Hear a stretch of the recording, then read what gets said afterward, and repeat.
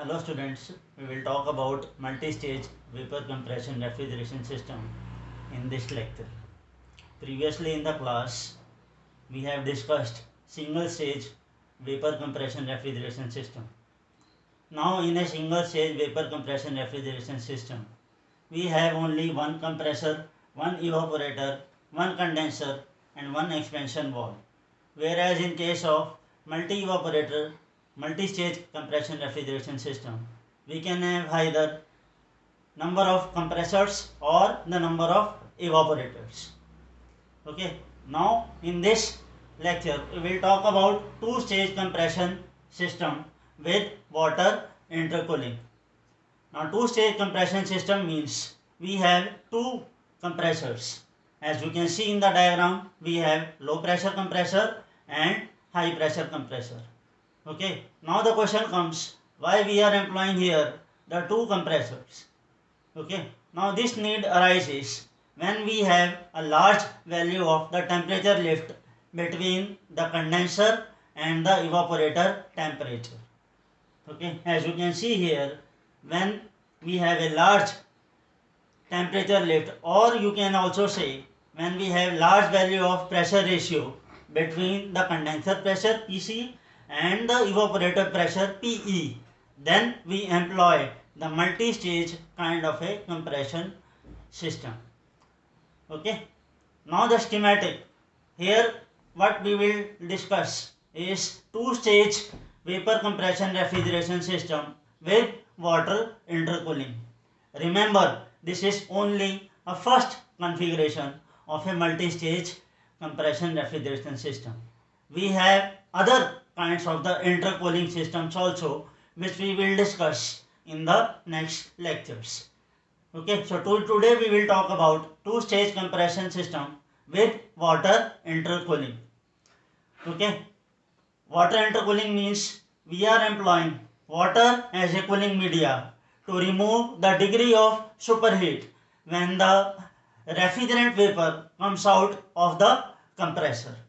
Okay, this will help us to minimize the work done by the compressor, and consequently it will help us in increasing the COP of the system. Okay, so on the left hand side, as you can see, we have a schematic diagram of the system, and on the right hand side we have the pH diagram of the same cycle as shown in the left hand side diagram. Okay, so we will start with the component at the bottom, that is evaporator, and the state of the refrigerant which is coming out of the evaporator is low temperature, low pressure vapor refrigerant in saturated state. This point number 1 is denoted as 1 in the pH diagram. Okay, now the refrigerant goes into the low pressure compressor.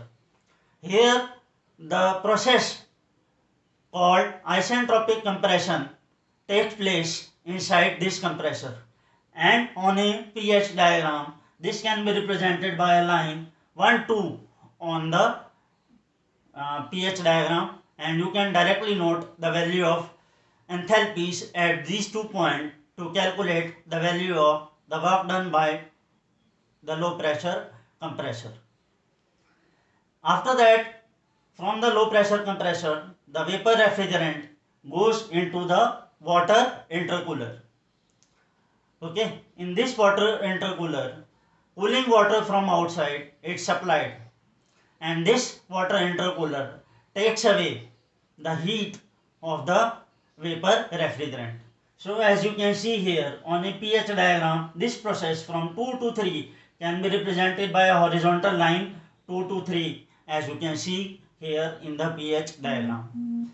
At point 3, the refrigerant still is in the superheated state because the water which is employed at a water intercooler does not have such a low temperature that it can completely remove the de-superheating or superheat, you can say that degree of superheat of the refrigerant.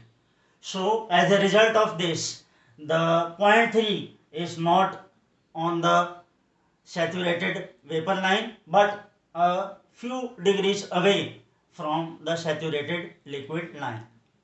Okay. Now after point 3, the refrigerant again in the superheated state goes into the high pressure compressor.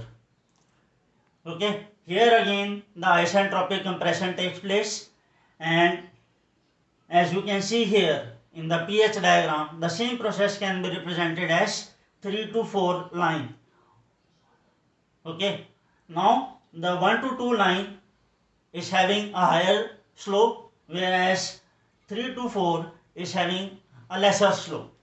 That is, the value of 3 to 4 will be giving us the value of the work done by a high pressure compressor. After that, the refrigerant at point 4 goes into the condenser, where the heat is rejected to the atmosphere at constant pressure. So this can be represented as a line 4 to 5 in a pH diagram. Remember, we have an evaporator is a device and intercooler. All these three are heat exchanger, and in all these three devices the process takes place at constant pressure. So on a pH diagram, all these three lines will be a horizontal kind of a line.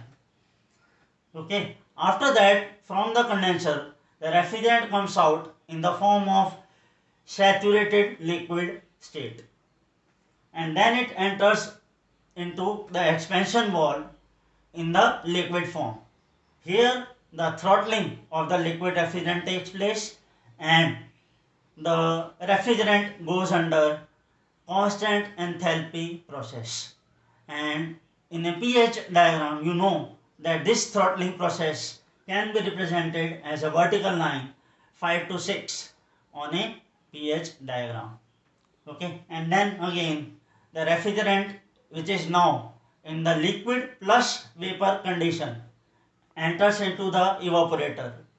Okay, and again at the evaporator, just I discussed a few minutes earlier that it takes heat from the product to be cooled or space to be cooled, and this process takes place at constant pressure. Okay.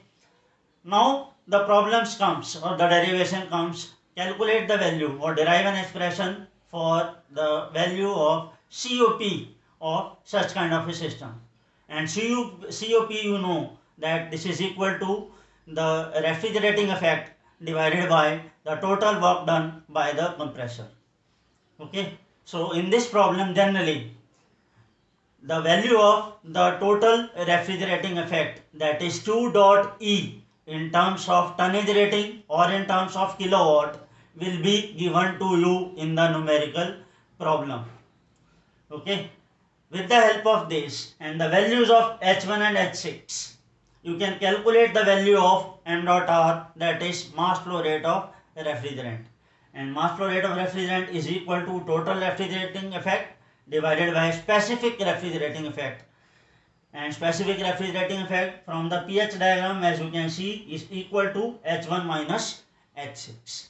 Okay. So from here you will get the value of m dot r, and the answer will be in kg per second. Okay.